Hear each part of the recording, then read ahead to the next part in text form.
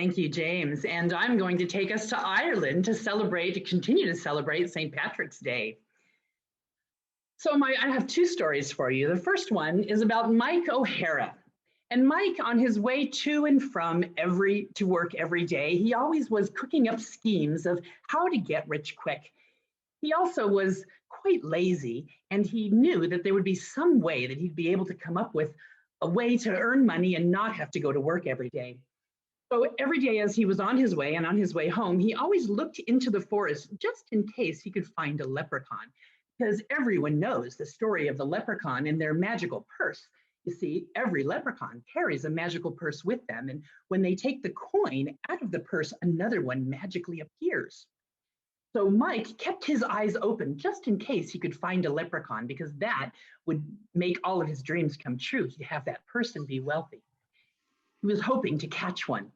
Well, one evening, as he was on his way home, he'd spotted under a toadstool a little man in a green suit.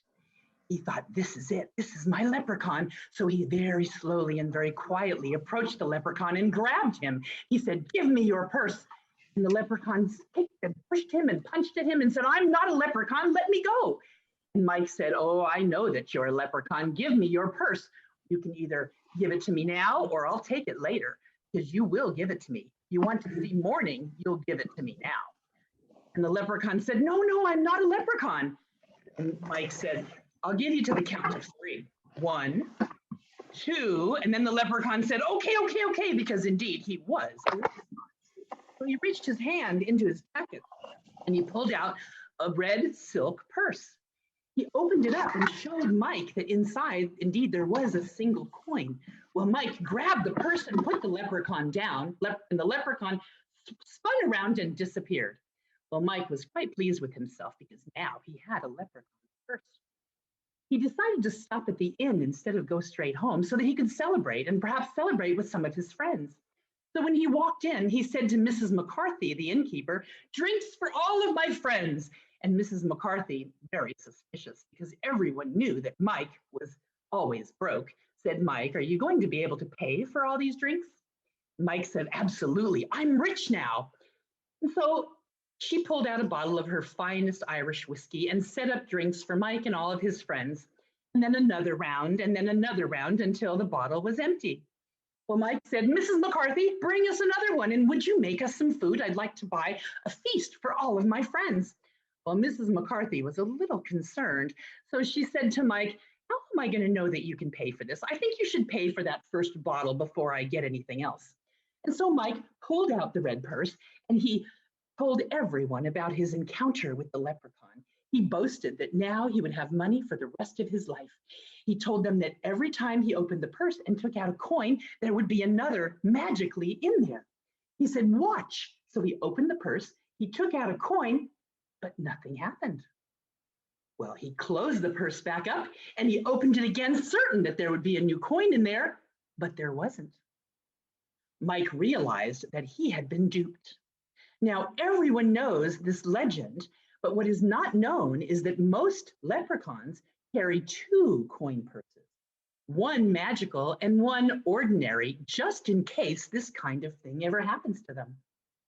Well, Mrs. McCarthy knew that Mike was not going to be able to pay for that bottle of Irish whiskey. So she put her finger right in his face and said, Mike, you are not going to cheat me. And she called the police. Well, the police came and took Mike to jail, where he stayed for 3 days. He ended up going before the judge and he told the judge this story about the leprechaun. And the judge laughed and said, all right, Mike, I'll believe you if you can produce the leprechaun. Then he can corroborate your story and I'll let you go and we'll dismiss the charges. But if not, it's 30 days of hard labor for you. So Mike went back to the forest and he looked and looked and looked for the leprechaun and he couldn't find them. He couldn't find him anywhere. So he went back before the judge and he told the judge he just couldn't find the leprechaun, but the story was true. Well, Mike served those 30 days and his work ethic changed. Never again did he think and scheme and come up with get rich quick ideas, and never again did he try to catch a leprechaun. So my second story is also an Irish tale, and it's also about a leprechaun. And this particular story is about a gentleman by the name of Philip.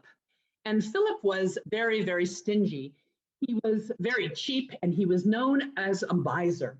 In fact, everyone in town knew him as a miser, and they told stories and made fun of him. The most famous story was that his head was as bald as a hard-boiled egg because he had sold his hair to a leprechaun for pillow stuffing. You see, Philip gave nothing away anytime for free. Well, one day he was in the barn and he thought that perhaps some of the milk in the big milk pitcher was missing. So he drew a line just to check. And the next day when he went in, he discovered that the milk was just under the line. Someone had come in and stolen some of the milk. He said, I'm going to catch that thief. So he went into his house and he spoke to his wife, Annie, and he said, Annie, someone is stealing milk from our big pitcher in the barn. I am going to catch that person. Annie said, Philip, it's such a small amount. Let's not worry about it. And Philip said, but small amounts add up to big amounts. I'm going to make that thief pay. In fact, make him pay double or triple. That'll teach him. Well, that night, Philip went into the barn and hid behind a big stack of hay. And when he saw the leprechaun that lived in the thorn tree at the edge of his property come in with a red cap and a small pail and into the milk bucket, he jumped out from behind the pile of hay and he said, what are you doing? I've caught you. And what do you think of that? And the leprechaun said, I think that you're a grouch, and I think that you're a miser, and you're very mean. You're always complaining. You see, you complain about my taking the milk. You complain about my tree being too close to your corn. You complain about everything, but not your father. Your father let me come and get milk whenever I needed it, and his father too. So you want me to pay you, do you? How much do you think I should pay you? And Philip said, I want you to give me gold for all of the milk that you've taken from me and the milk you've taken from my father and my father's father and his father.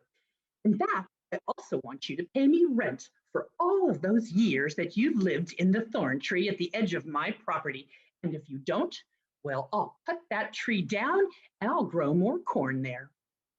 Well, the leprechaun took off his red cap and threw it up into the air, and he waved his shillelagh, that's a walking stick, and the cap fell right on Philip's bald head. Well, Philip tried to get the cap off and he couldn't get it off. It was stuck. He didn't know what to do. Well, the leprechaun just laughed and ran out the door.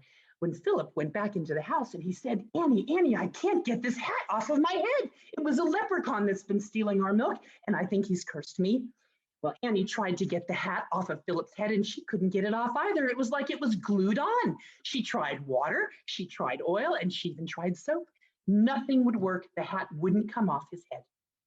He had to sleep in it that night. In the morning when he woke up, he felt something very strange. Under the cap, he said, Annie, I think my hair is growing. I think that leprechaun gave me back my hair. So Annie said, well, let's look. And she took a pair of scissors and she cut a seam in the top of the cap so she could peek in there. And she said, well, if it's hair, it's very strange because it's green. And there's some buds of something growing there. Let me go get my glasses. And so she did, and she put her glasses on and she looked and she said, Philip, I think there's corn growing on your head. Philip said, corn? There's corn growing on my head. Oh my gosh, that leprechaun. He has bewitched me. He's won. There's nothing that I can do but kowtow to him and give him what he wants. Annie, go get me some cheese and some sweet cream and some butter. I'll bring that to the leprechaun and I'll tell him that he can stay here on the property and he can have as much milk as he wants, but he has to take this red cap and these ears of corn off of my head. And so indeed, that's what Philip did. He put a basket together of cheese and cream and butter, and he brought a pail of milk to the thorn tree at the edge of his property.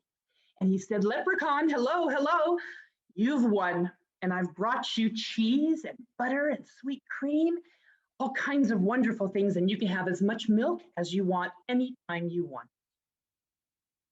Well, the leprechaun had about enough of missing his cap, and he was certain that Philip was now going to honor his word. So he waved his shillelagh, and once again the hat flew off of Philip's head and back onto his head. And he said, "Now I want you to build a fence around my tree and continue to bring me eggs and butter and cheese, and I'll go and get milk whenever I want. Is that a deal?" And Philip said, "Yes, no problem, whatever you want." Well, Philip checked his head, and once again, he was as bald as a hard-boiled egg. Well, Philip learned a very important lesson that day. He learned that it's better to give than to receive, and that he should really share all of the good and the bounty that he had. Never again did he try to take advantage of anyone, and the people in the village saw a big change in Philip. Suddenly, he was much kinder.